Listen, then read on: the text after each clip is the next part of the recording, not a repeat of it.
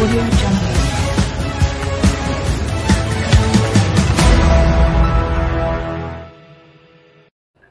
Terima kasih kepada Yang Berhormat Tuan Speaker. Tuan Speaker, saya membantah undang-undang ini, membantah usul ini. Setelah saya mendengar ucapan daripada Menteri tadi, saya boleh buat kesimpulan beliau tidak memahami SOSMA sebenarnya. Tetapi beliau kelihatannya macam nampak macam faham, tapi kan tak faham. Kalau beliau faham, beliau tentu tahu tak boleh terima SOSMA ini. Saya beri contoh Tuan Speaker, tengok Seksyen 30 SOSMA itu, di mana Seksyen 30 mengatakan memberikan satu kuasa yang amat besar kepada pendakwa raya. Hingga mahkamah pun diikat tangan mereka. Saya beri contoh Tuan Speaker, katakan mahkamah membebaskan seseorang, Tuan Speaker, pendakwa raya hanya boleh bangun di mahkamah mengatakan, Yang Arif, saya minta supaya orang yang kena tuduh ni walaupun dibebaskan masih lagi dipenjarakan lagi. Dan mahkamah tidak ada pilihan, terpaksa dengar cakap peguam negara ataupun pendakwa. Pergi rayuan pula, begitu juga dibebaskan, masih boleh lagi ditahan. Ini tuan-tuan, ini Tuan Speaker dalam Seksyen 30 SOSMA.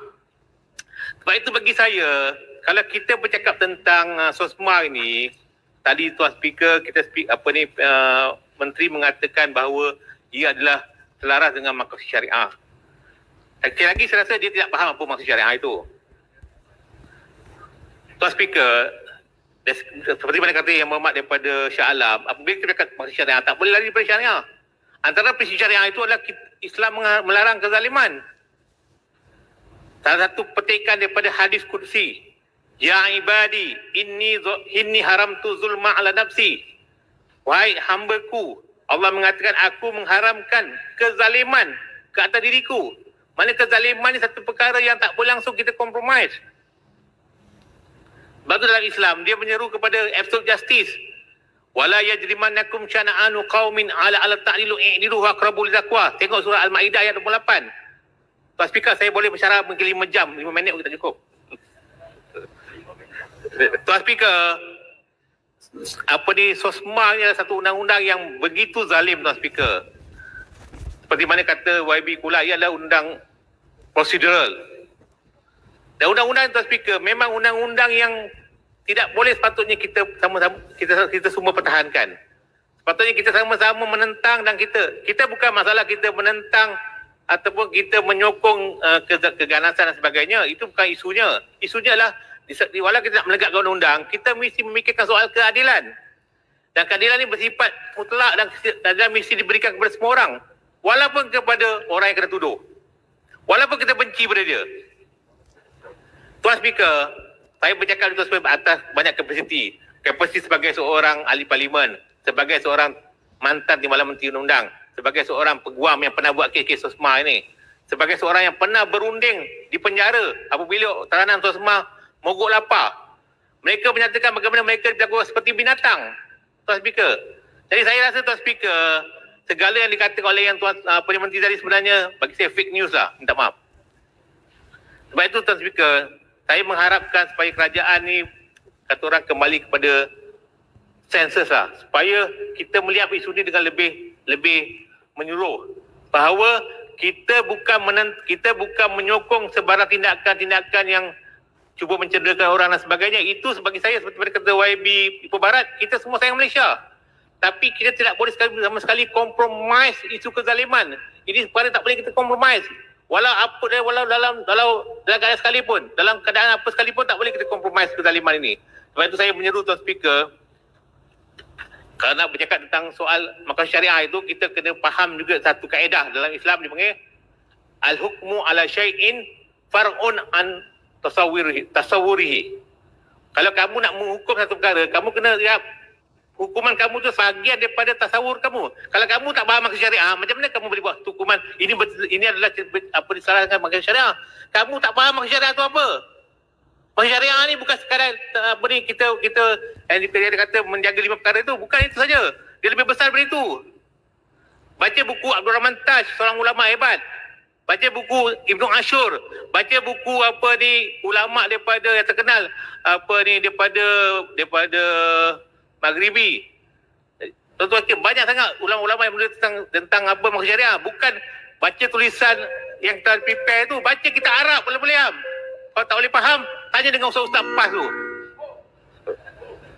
Tapi mereka pun 2 kali 5 juga masalahnya. Harap dia faham. Itu speaker, saya lagi mengatakan bahawa saya menentang ini, dan saya punya pernyataan secara peribadi, SOSMA ini adalah bercanggah dengan Perlembagaan Persekutuan berdasarkan bercanggah dengan perkara 149/2 Perlembagaan. Terima kasih bang. Ya. Boleh mencelah sikit. Sepang. Boleh mencelah bagi dia celah sikit je. Sikit je. Ya, bolehlah ya. Terima kasih. Tidakkah dilihat agak aneh, Datuk Speaker, orang yang masih belum terbukti bersalah ditahan selama 28 hari dan tidak diberikan apa-apa perlindungan dan pengiktirafan hak-haknya. Tapi orang yang terdapat dan terbukti bersalah bebas berjalan walaupun dia telah melakukan satu jenayah yang besar yang merosakkan negara dan ekonomi negara. Boleh ada outrider lagi, pergi kempen pilihan raya lagi. Speaker, apa punya undang-undang ni? Can you justify what is happening? Tuan Menteri. Okey, Tuan Speaker, saya gulung Saya gulung. Saya bersetuju dengan apa yang dikatakan YB Shah Alam. Tapi Tuan Speaker, saya nak berceritakan, andai kata YB Pekan ditahan di bawah SOSMA, saya pun menentang. Sebab kita tak boleh, tuan-tuan, walaupun saya benci betul dengan YB daripada Pekan ini kerana dia telah merosakkan negara, tapi kalau dia ditahan di bawah SOSMA, saya pertama orang akan menentang penahanan itu. Kerana bagi saya dia terbukti ikut mahkamah ya. Dia terbukti ikut mahkamah ya. Insya-Allah gitulah. Tuan Speaker, seperti saya kata di dalam surah Al-Maidah ayat 88, very clear.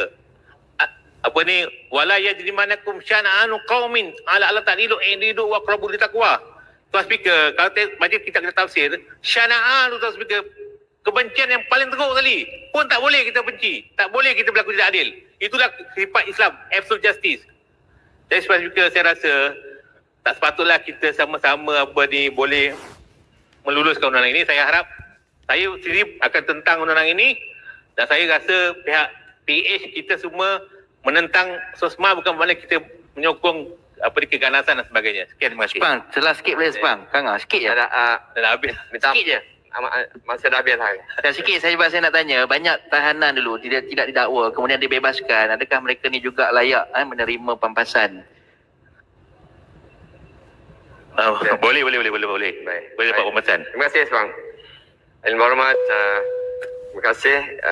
Yang berhormat Sepang, masa telah menuju jam pukul 1, akan disambung semula dengan Johor Bahru, Lumut, Batu Kawan, Kota Melaka, Jelutong dan Machang. Yang berhormat, Majlis berhenti rehat. Terima kasih yang berhormat.